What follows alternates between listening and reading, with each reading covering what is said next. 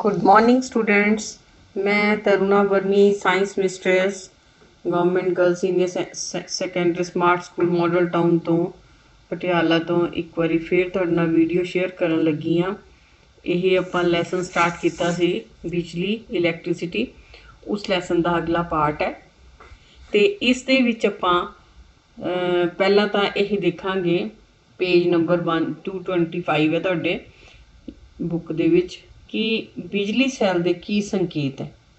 जे असी जो सर्किट बनाना हुंदा है बिजली का तो उन्होंने संकेतों के विच लिखना पैंदा सानू। तो इसके की संकेत है, सब तो पहला बिजली सैल दिखाया हुआ है। प्लस वाला जिहड़ा हैगा वो देखो तुसी बिल्कुल वड्डी लाइन प्लस, छोटी लाइन माइनस।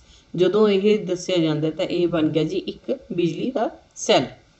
जदों ये एक तो ज़्यादा सैलों नूं आपस में जोड़ के दिखाया जाता है उसका मतलब है बैटरी।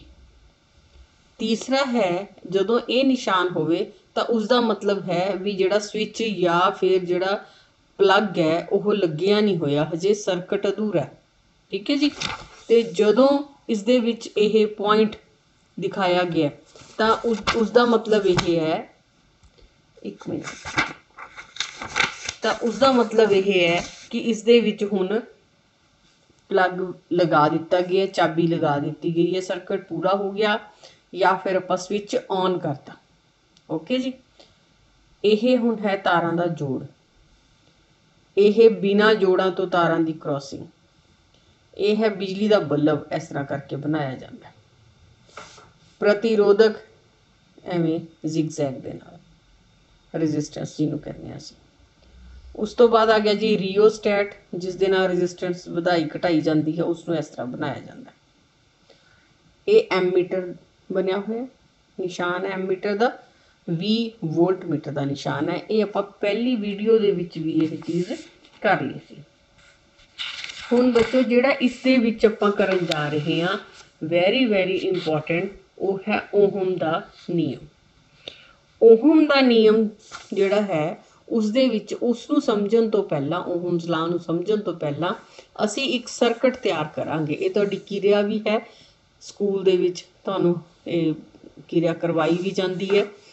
इस दे विच ये सर्किट जिहड़ा इंपॉर्टेंट है, तुहानूं पेपर दे जदों ओहम का नियम आंदा प्रयोगशाला च ओहम के नियम नूं सिद्ध करो तो रेखा चित्र बना के सर्किट भी दसो, तो सर्किट के अलग नंबर होंगे। तो इस दे विच की है जी, पहला ये बैटरी देखो जोड़ी हुई है। ओके जी। ये सैल जिहड़े हैगे हैं एवें जोड़े हुए हैं, किन्ने सारे बैटरी बनाई हुई है, इन्हों जोड़िया होया इत्थे। ते रजिस्टेंस वधदी घटदी है इन्हां दे नाल। उस तो बाद ये चालक तार है जिहड़ी बनी हुई है, इत्थे आह रजिस्टेंस है लगाई हुई, मतलब एक धात की तार लगा दी है इन्होंने। ओके जी। ਇਹਦੇ दो सिरे एक्स ते वाई, रजिस्टेंस नहीं है, धात की तार है जिहड़ी लगाई हुई है वायर। ये वोल्ट मीटर ये नाल लगा दिता, सर्किट दे विच इत्थे एमीटर लगा दिता, इत्थे जिहड़ी है की के मतलब चाबी या स्विच लगा दिता। बच्चों इस दे विच हुण तुहानूं किरिया जे तुसीं पढ़ोगे तो देखो दिता है डायग्राम कहते दिखाए अनुसार सर्किट तैयार करना है। उस एक सर्किट लगभग 0.5 मीटर लंबी नाइक्रोम की तार एक्स वाई नाइक्रोम की तार ले ली, 4 सैल, हर एक सैल 1.5 वोल्ट का। ठीक है। तो वो जी है सब तो पहला कहते सर्किट में बिजली की धारा के स्रोत के रूप में केवल एको ही सैल की वरतों करनी है, फिर 2 की, फिर 3 की, इस तरह मतलब उसनों घटाना वधाना है आपां। ठीक है। बिजली की धारा सर्किट विच आपां नाइक्रोम की तार एक्स वाई विच प्रवाहित होने वाली बिजली धारा आई, जिहड़ी बिजली धारा प्रवाहित हो रही है बच्चों वो किस नाल आपां नापनी है, एमीटर ए दे नाल। ओके जी। अते तार के सिरियां दे जिहड़ा पोटैंशियल अंतर है, जिहड़ी ये तार है एक्स वाई, इहदे सिरियां दे विच कितना पोटैंशियल अंतर है वो किहदे नाल मापना असीं, वोल्ट मीटर V दे नाल। Got it. उस तो बाद है जी ये जिहड़ियां ये रीडिंग्स आउणगियां एमीटर दियां ते वोल्ट मीटर दियां, उन्हां नूं असीं एक चार्ट दे विच लगा लेना। ठीक जी, समझ आ गई ना। दोबारा फिर देखो जिहड़ी आई है बिजली धारा वो की है एमीटर की रीडिंग, ये नाल असीं किस दी रीडिंग लवांगे आई दी। ते जिहड़ी वोल्ट मीटर नाल किस दी रीडिंग लवांगे पोटेंशियल अंतर, जिहड़ा पोटेंशियल अंतर है उस नाल किस दी लवांगे जी वोल्ट मीटर नाल किस दी लवांगे आपां पोटेंशियल अंतर, पोटेंशियल डिफरेंस जिहड़ा है वो वोल्ट मीटर नाल लवांगे ते वी दे नाल असीं कर दांगे। हुण इस दे नाल आपां एक तुहानूं दसदे जिवें रीडिंग लित्ती असीं, मैं इत्थे रीडिंग्स लैके रखियां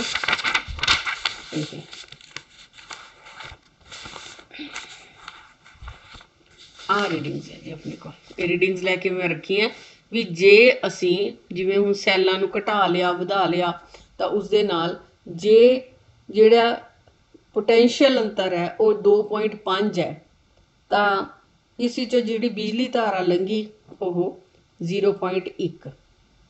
ओके जी, ये किहदे नाल आपां देखनी है किस नाल चैक करनी है एमीटर नाल, ये किहदे नाल चैक करनी है वोल्ट मीटर नाल।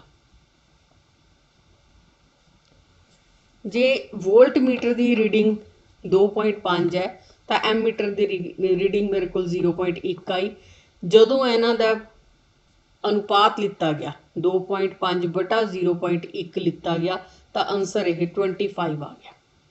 फिर मैं की किया भी वोल्ट मीटर की रीडिंग वधाउण वास्ते जिवें सैल वधा दिते तो फिर ये वोल्ट मीटर की रीडिंग 5 आई तो मेरे को एमीटर की रीडिंग 0.2 आई। फिर उन्होंने जदों असी कढ़िया तो मेरे को आंसर आ गया 25 उन्होंने अनुपात। इस तरह वी जे 10 है आई 0.4 है तो उन्होंने अनुपात भी 25 आया। नैक्सट मैं जी चौथी रीडिंग लीती वो लीती हुई है 15 तो 0.6 आया, वो भी 25 अनुपात आ गया। हुण ये सारिया रीडिंग्स भी मैं तुहानूं दसदियां, सर्कट भी दसदा भी किवें बनाना है। तो इसदा जदों असीं एक फिर ग्राफ तैयार करांगे जदों भी पोटेंशियल अंतर वी जिहड़ियां रीडिंग्स आईयां इधर नूं लै लांगे ते एमीटर दियां रीडिंग्स इधर नूं लै लांगे। जदों ओह डॉट्स असीं लगा ले ग्राफ पेपर ते उसनूं असीं एवें जोड़ांगे तो की हो जाएगा जी ओह एक सीधी लाइन बन जाएगी, मतलब स्थिर बन जाएगी लाइन, सीधी लाइन बन जाएगी। तो बच्चों इस चीज़ का हुण की है, इस तो की पता चलिया भी ओहम ने सानू की दस्सिया भी किसी धात की तार विच प्रवाहित होने वाली बिजली धारा, किसी भी जिहड़ी धात की जिहड़ी तार है चाहे वो तांबे दी है चाहे वो लोहे दी है, उस जिहड़ी बिजली धारा जे जिहड़ी लंघ रही है उस तार दे सिरियां दे विच दे पोटेंशियल अंतर दे सीधा अनुपाती हुंदी है। परंतु मतलब सीधा अनुपाती तो हुंदी है पर एक चीज़ है ध्यान रखना पैंदा है कि जिहड़ा तार है जिहड़ी उसका तापमान इक्को जिहा रहना चाहिए, ये नहीं भी कभी गर्म होगी कभी ठंडी होगी ना। ठीक है जी, उसनूं असीं इस नियम नूं की कहने आ ओहम दा नियम। जे ओहम दे नियम नूं असीं दूसरी तरह लिखीए आपां इन्हां दे विच जिवें वी और आई इस तरह लैके लिखीए तो V is directly proportional to I, या फिर वी बटा आई बराबर है स्थिर अंक। जे वी अते आई का असीं डिफरेंस इत्थे कढ़िया है तो वह एक स्थिर अंक आंदा है, देखो आंदा है ना। जे असीं वी की जिन्नी वैल्यू है बटा आई की जिन्नी वैल्यू है, जिन्नी मर्जी वी जे चेंज होगी तो आई भी चेंज होगा, पर आंसर ओदा हमेशा एक ही जिहा आऊगा। उन्हां दे अनुपात जिहड़ा है वह एक स्थिर अंक हुंदा है। उस स्थिर अंक नूं असीं आर दा नाम दिंदे हां। V is equal to I into R. ठीक है जी, समझ आ गई। यह हैगा जी ओहम दा नियम। हुण उस तो बाद आ गया जी एक ओहम। ओहम जिहड़ा हैगा उसनूं असीं एक इकाई है ओहम दी, ये तुसीं देखिया ना दिता है, इसनूं ओमेगा दे नाल दस्सिया जांदा है। ठीक, तो इसका जे पूछा जाए भी ओहम की परिभाषा की है तो लिखना तुसी एक ओहम बराबर है 1 वोल्ट बटा 1 एम्पीयर। मतलब जे किसी चालक दे दोवें सिरियां विच पोटेंशियल 1 वोल्ट है ਤਾਂ ਉਸ ਵਿੱਚੋਂ 1 ਐਂਪੀਅਰ ਬਿਜਲੀ ਧਾਰਾ ਪ੍ਰਵਾਹਿਤ ਹੁੰਦੀ ਹੈ ਤਾਂ ਉਸ ਚਾਲਕ ਦਾ ਪ੍ਰਤੀਰੋਧ 1 ਓਮੇਗਾ ਹੁੰਦਾ ਹੈ। ਠੀਕ ਹੈ ਜੀ। 1 ਓਹਮ ਬਰਾबर है 1 वोल्ट बटा 1 एंपीयर। हो गया जी। हुण इस तो बाद देखो एक शब्द इत्थे बार बार आंदा अपने कोल, प्रतिरोध। बच्चों जिहड़ा प्रतिरोध है वह की चीज़ है? हुण जे तुहानूं ये आ जाए बई कोई मोटी तार दिती हुई है तुहानूं, यह एक मोटी तार देती, एक बरीक तार देती, कहा जाए भी इस विचों भी करंट लंघाना, इस विचों भी करंट लंघाना, तो किस विचों ज़्यादा करंट लंघ सकेगा? जिहड़ी तार दा प्रतिरोध ज़्यादा होऊगा, ठीक है जी, उस विचों जिहड़ा हैगा करंट, मैं तुहानूं इहदा क्वेश्चन ही तुहानूं करा दिंदी हां भी, क्वेश्चन भी है तुहाडी बुक दे विच दा क्वेश्चन है।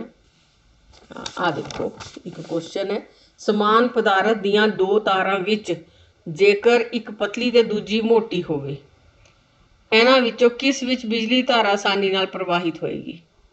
जदों इन्हां नूं समान बिजली स्रोत नाल जोड़िया जांदा है, क्यों?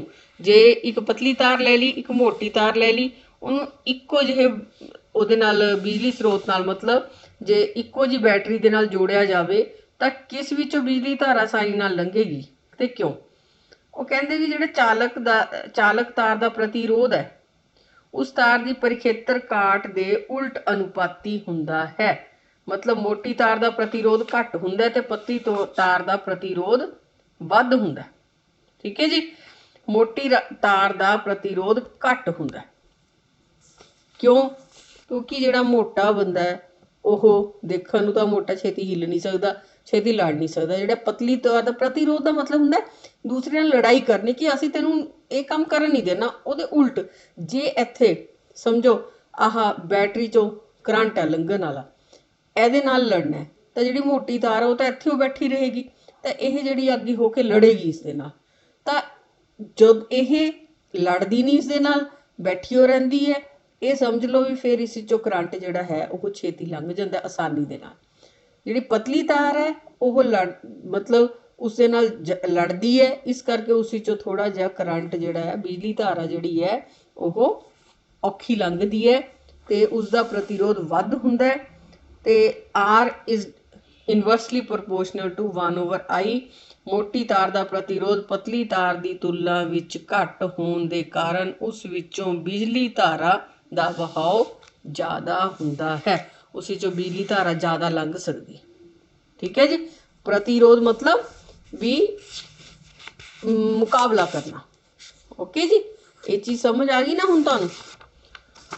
अच्छा, हुण ये जिहड़ा प्रतिरोध है इस दे देखो इहदे विच होर क्वेश्चन भी है, तुहाडी किताब दी क्वेश्चन है जिहड़े मैं तुहानूं करवा रही हां। वो कहंदा भी बिजली टोस्टरां अते बिजली प्रैसां दे तापन फिलामेंट शुद्ध धात दे ना बना के मिश्रत धात दे क्यों बनाए जांदे हन? क्यों बनाए जांदे मिश्रत धात दे? वो कहंदे इस करके बनाए जांदे क्योंकि तां उहदी प्रतिरोधकता शुद्ध धात की तुलना च ज़्यादा होंदी है। जे प्रतिरोधकता ज़्यादा है तो वह गर्म घट होणगे।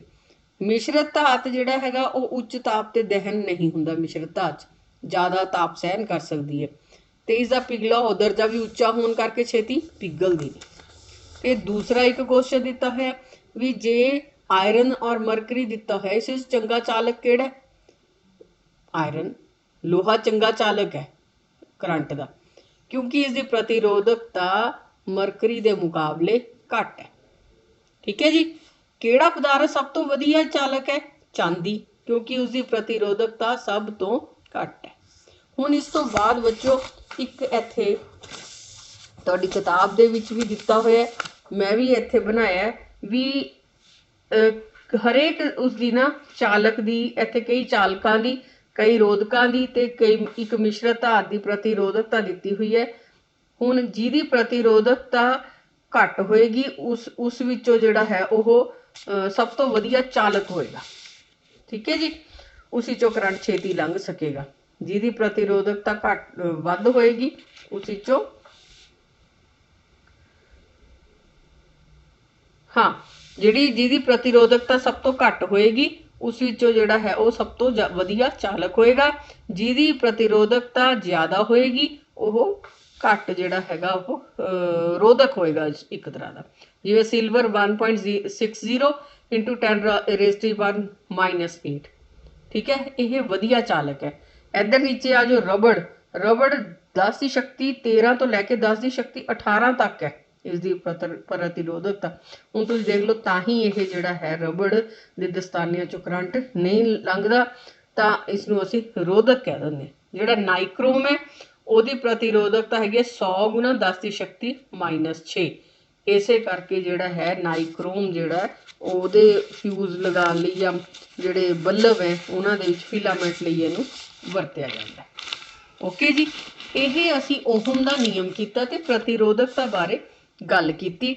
ਤੇ ਇੱਕ ਕੁਐਸਚਨ ਰਹਿ ਗਿਆ ਵੀ ਪ੍ਰਤੀਰੋਧਕਤਾ ਕਿਸ ਚੀਜ਼ ਤੇ, ਕਿਸੇ ਚਾਲਕ ਦਾ ਪ੍ਰਤੀਰੋਧ ਕਿਸ ਚੀਜ਼ ਤੇ ਨਿਰਭਰ ਕਰਦਾ। ਉਹ ਆਪਾਂ ਹੁਣ ਵੈਸੇ ਕੱਲ ਤੋਂ ਇਹ ਸਟਾਰਟ ਕਰਾਂਗੇ ਤੇ ਮੈਂ ਤੁਹਾਨੂੰ ਦੱਸੂਗੀ ਵੀ ਉਹ ਕਾਰਕ ਦੱਸੋ ਜਿਨ੍ਹਾਂ ਤੇ ਕਿਸੇ ਚਾਲਕ ਦਾ ਪ੍ਰਤੀਰੋਧ ਨਿਰਭਰ ਕਰਦਾ। ਮੈਨੂੰ ਪੂਰਾ ਯਕੀਨ ਹੈ ਤੁਹਾਨੂੰ ਇਹ ਚੀਜ਼ ਹੁਣ ਤੱਕ ਸਮਝ ਆ ਗਈ ਹੋਗੀ।